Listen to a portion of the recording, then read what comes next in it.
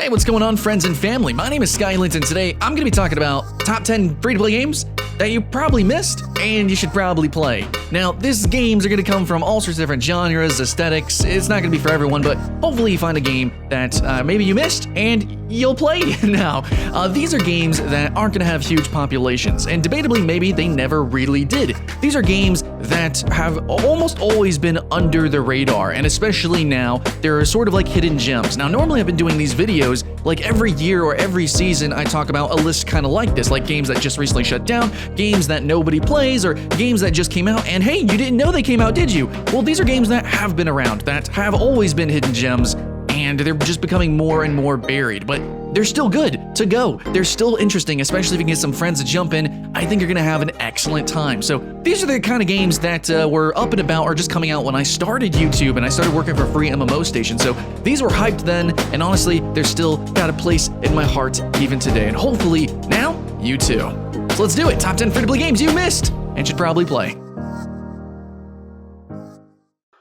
Alright guys, starting out our list, we gotta talk about Toribash. Now this is a game that's been around for quite a little bit. I mean, all these games generally have, but Toribash was like one of those first just weird freaking free-to-play games that are just like totally free, that just is weird. So it's a fighting game, but it's not a fighting game. I actually put this in my top 10 free fighting games list if you guys want to check that out. But Toribash is a game where every turn, which happens at the same time with your opponents, you are choosing different body parts and configuring them and moving them so that whenever the turn executes, your character actually does the movements that you programmed the turn before. So really interesting stuff. I mean, you could do some crazy kung fu fighting, or you could just flail around like I generally do. But Toribash is just a weird game that you can just jump in. There are still people playing it. You can play with bots or whatever, just kind of practice and play around with. And of course, if you jump in with a friend, I think you're gonna have a hoot and a holler. I think you're gonna be smiling. I don't see how you couldn't. And this is one of those free-to-play games that just kind of, you know, sort of sunk down into the depths that I want to really shine another spotlight on because it definitely deserves it, and it definitely made me smile. Hopefully it does for you too. Number 9, I'm going to talk about a little game called Little War Game. Now, this was actually probably the first proper RTS that I ever really attempted to play. So Little War Game is based off of basically like a very classic RTS stylings, and it just kind of made a bare bones RTS that's playable in the browser. So this is a browser game, and I've actually talked about this a few times in browser and iOS top 10s, and I'm probably going to keep bringing it back up. They actually used to have weekly tournaments. It was booming and popping. It's died down a little bit, but the game is still as solid as ever, and it's still as cute and is as easy to get into as probably any RTS ever. Again, browser-based, super cute pixel graphics, and it's got all the bare bones skeleton of what you want in an RTS, and I really appreciate it. So if you're looking to get into RTSs, the Little War Game community is the community and the game that you want to definitely check out. So it's a little RTS that I think you might have a little bit of fun with. Number 8 on our list, I'm talking about Tag Pro. Tag Pro is another browser game that was actually probably the first browser game that I played that taught me how serious browser gaming can actually be. So basically, everyone's balls, and you're just running around trying to capture a flag. But when you have the flag, you can get popped by anybody. So it's literally tag. You're playing competitive tag here. But I really like the very subtle little physics interactions of the boosters. You look out for spikes, there's some power-ups, things like that. And it's just like a really simple game of, okay, your balls, and there's momentum, and you're trying not to, you know, get popped. It capture flag, easy does it. But they actually had tournaments, there was like legitimate streams. This game was actually very serious for back in the day, and I think you still jump in and have a good time. I really appreciated this community. These guys were a lot of fun to play with, and absolutely anytime that I get to shout out this game, I am going to. I don't get many opportunities, but this list is meant for this. So yeah, guys, if you want to just jump in and try some weird free-to-play game that you never heard of, Tag Pro, jump into it.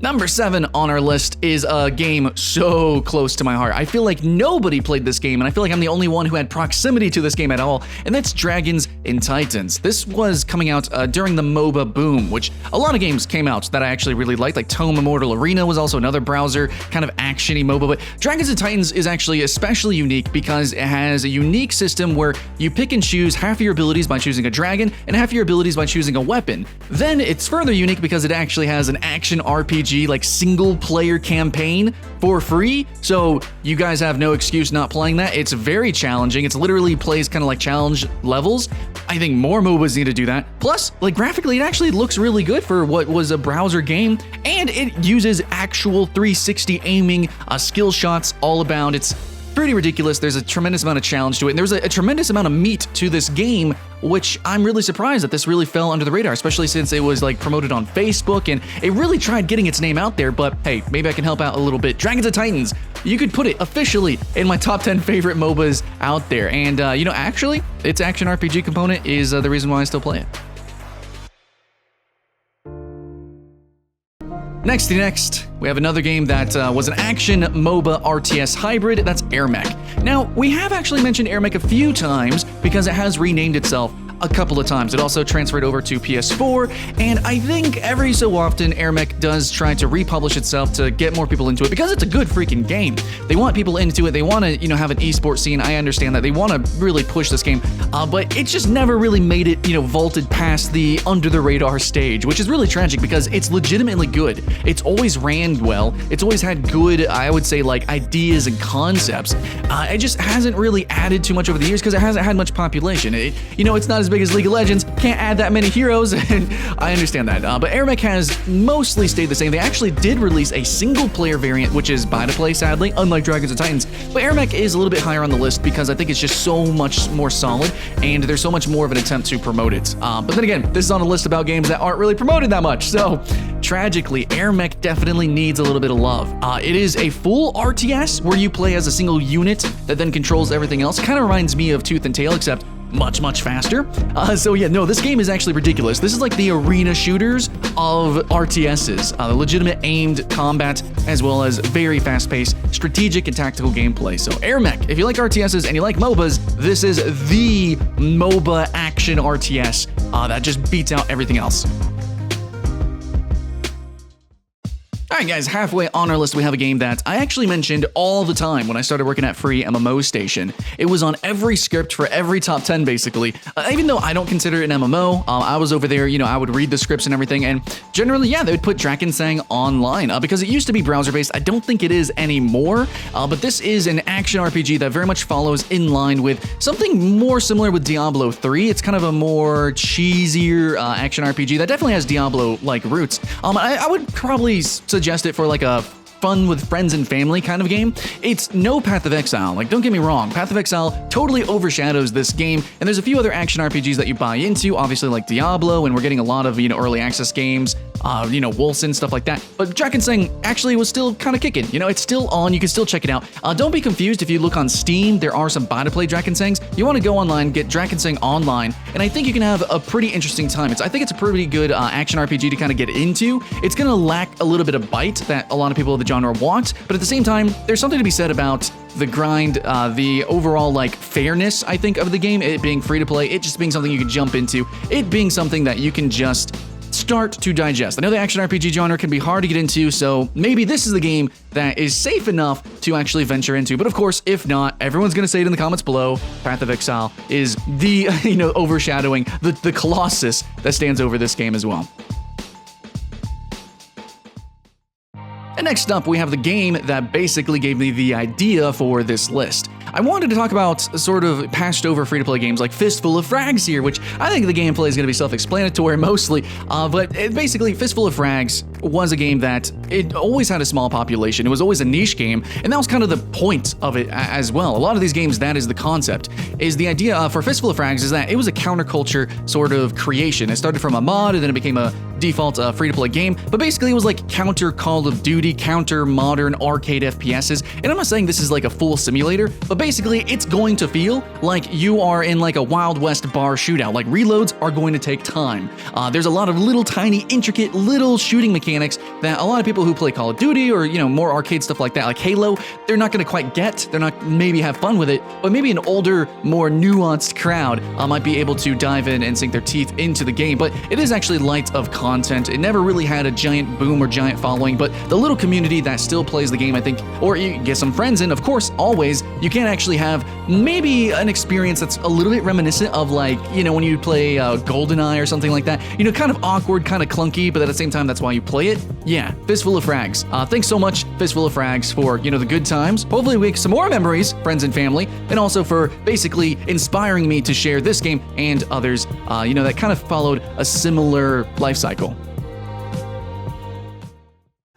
All right, next up on the list, I'm kind of taking a risk here. I'm gonna slap down Dragon Nest. This is a game that was probably actually in a lot of people's top 10s when they would talk about MMOs. It's really not an MMO. It's 4 players. You run into dungeons, wholly instanced. It's an action RPG, but in my opinion, it has like the most amount of action. Of course, Warframe competing with that and totally beating it. But in terms of like melee fantasy, you know, tornadoes and magic and stuff like that, kind of like almost like a wuxia style gameplay, depending on the class you're playing. Definitely very warrior style though. You're just gonna be sweeping swaths of enemies up into the air, you know, juggling and some little physics interactions with that. I really appreciate the game. Of course, there is sister title, which is bigger in the West, Vindictus, but I need to have a disclaimer. I haven't played it this year, and there seems to be a rampant increase of negative reviews, so I think the game might be broken in the modern era with modern operating systems or something like that. You might not be able to play it on Steam. You might need to go play on the Nexon launcher or something. There is a little bit of dubiousness when it comes to endgame cash shop-y stuff, but in the end, you're gonna find a great time, I think, in my opinion, with Dragon Nest. It's so unique. I know the art style is hard to get over as a Western player, but like, it's legitimately very interesting. It has some of the best combat I've ever played in a game like this. I really wish more proper MMOs did this kind of combat. But again, I guess I could say sister title Vindictus is more popular in the West, has actually been overlooked a little bit, so you can play that. I normally put these games together, but I really want to shout out Dragon Nest, because specifically, it's been overlooked in the West. It was really good. I'm really hoping it still works now. I see those reviews, but hey, I'm just gonna shout it out. Alright guys, number 2 though, is a game that I played probably too much of, and that's gonna be Blacklight Retribution. This was the title that stole my heart, and I actually kind of wanted to play it competitively before I even really cared to play competitive games. Now, I was coming from like Quake and Halo and a few other arena-ish shooters, but Blacklight Retribution really stole my heart because of the customization. So this was fantastic. We just got done playing Call of Duty. You know, Call of Duty Modern Warfare 2 was really big. Blacklight Retribution wanted to be the free-to-play Call of Duty-like game and basically took the loadout idea and then just went bonkers with it, which was actually probably something of an inspiration for Black Ops whenever that was coming out, to Black Ops 2 and Black Ops 3 with that crazy customization. So this was like, yeah, you can actually change around different armor parts, you had different stats, you can move differently, had different armor, even all the way to the gun customization, which I still think is unrivaled in any game, actually, period, with every little bit being able to be customized. And then you had different abilities, you know, you can have like a shield you throw down, you can have invincibility, different melee weapons, all sorts of different kind of gadgets. It was insane. And then it had like mechs. It did have kill streak rewards, which you could actually unlock with a locker system. So as you kill, you get points, you run to a locker, spawn it, pull it out, you know, the rocket launcher or whatever. A lot of fun stuff, really weird map design, and overall, I like the idea that you can actually see through walls. Pretty much whenever you wanted, there was a cooldown on it, but this made 1v1s legitimately exciting, and that's why I started getting into guilds, clans, I started getting into the competitive scene, and this is the game that really taught me how to aim in FPSs, because there's so many different kinds of ways of aiming, little minute changes you can make with customization. I could go on and on about Blacklight Retribution, but in the end, I think its monetization killed it. A game about customization that made it super grindy to earn that customization, essentially made it pay to win, and I still think it's a really fun game to jump into. I still think it's a really interesting idea and concept. Not many people play it, but like, man, kind of wish some did. I still think it could be fun to jump in, even if you just play it once. It is a unique experience that you won't get anywhere else. Alright guys, number 1 is gonna be APB Reloaded, and basically, if you like Grand Theft Auto Online, APB Reloaded is kind of like the most distilled version of that you could possibly get, and it's free to play! Actually, in some ways, I prefer it over Grand Theft Auto Online. When I first played this game, I was coming from Xbox 360, Grand Theft Auto 4 Online, where I did some roleplay stuff, and I loved the cops versus robbers game in that. But APB Reloaded basically took that idea, and made it like a full game. I'm not sure if you can fully consider it an MMO. I don't know the player count, but it really does feel like it. So you jump into open cities, there's open dynamic quests that you join, but you're either a like villain or you are a cop, and then you have to do like different objectives and you have to stop each other while also completing the objective. So it feels really interesting. I think it definitely lacks a little bit of PvE, like it's just a PvP game, but in that sense, it feels really freaking good. It is a PvP game with open dynamic questing. And of course, you know, you have your different guns, different loadout customizations, different vehicles that you can take, and being in an open area, there's a lot of different ways and directions you can tackle it. I had so much fun with this. In fact, any sort of Grand Theft Auto Online experience I've had, I have never had a better experience than an APB Reloaded. Now, it's so unknown and unheard of because its launch was garbage.